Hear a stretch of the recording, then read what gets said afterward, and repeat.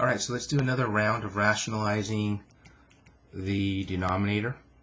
So we kind of saw what the idea is. We're going to be using an equivalent fraction to try to build the concept of my power matching the index so that it basically clears out in the denominator.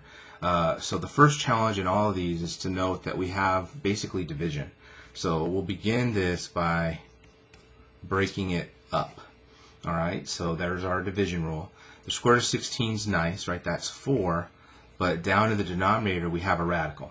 And so again, under simplification rules, it's usually not a good thing. Again, I wasn't there when they made up that rule, but we're using it. So we need to rationalize the denominator. So what do I need to multiply the top and the bottom by? Well, to be defined, I need to be multiplying by another square root. Since I have a square root, my power needs to be 2. So I already have 3 to the first power, so I need another 3 to the first power. So the square root of 3 over the square root of 3, there's my equivalent fraction. Doing the multiplication, we end up with 4 times the square root of 3 upstairs, and then on the downstairs, we end up with a square root times the square root, keep the square root, 3 times 3 is 3 squared. So there's my situation. I match the index and the power.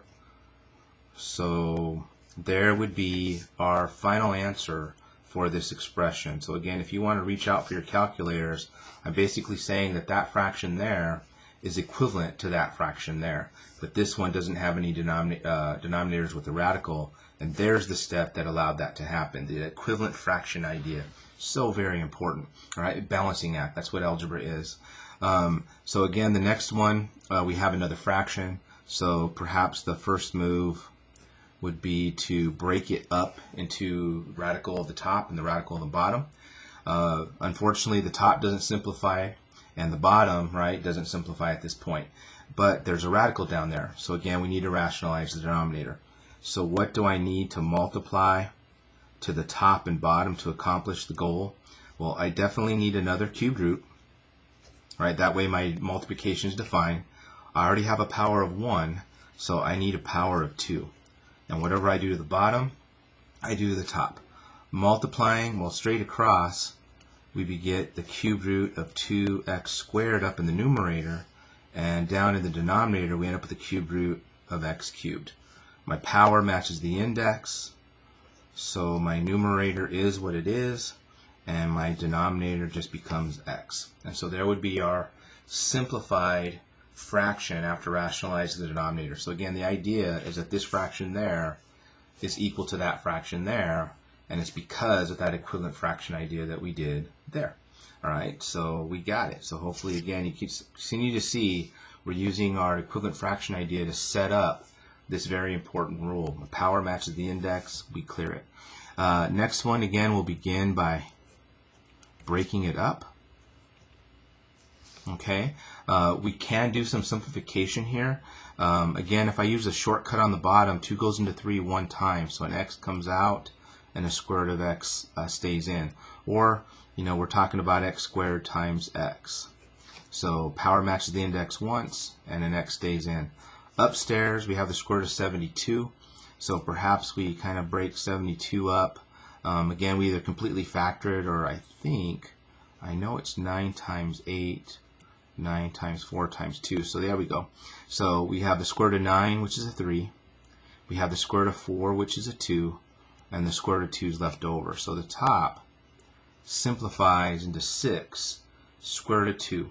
So the top simplifies to that, and the bottom simplifies to that. So far, so good. However, we have a radical down in the denominator.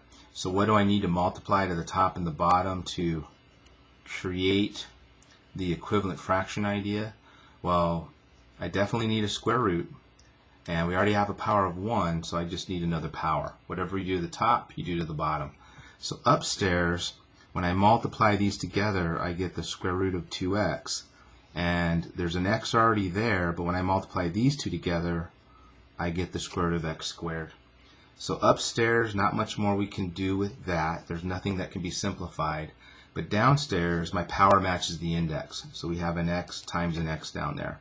And of course, the answer in the back of the book would probably look like that, because x times x is x squared. So a lot going on in that one. First, the division rule, breaking it up. doing some old simplification idea in each of the numerator and the denominator. And then at this stage we realize we have a radical down there, so we cleared it by rationalizing it. Alright, so very well done.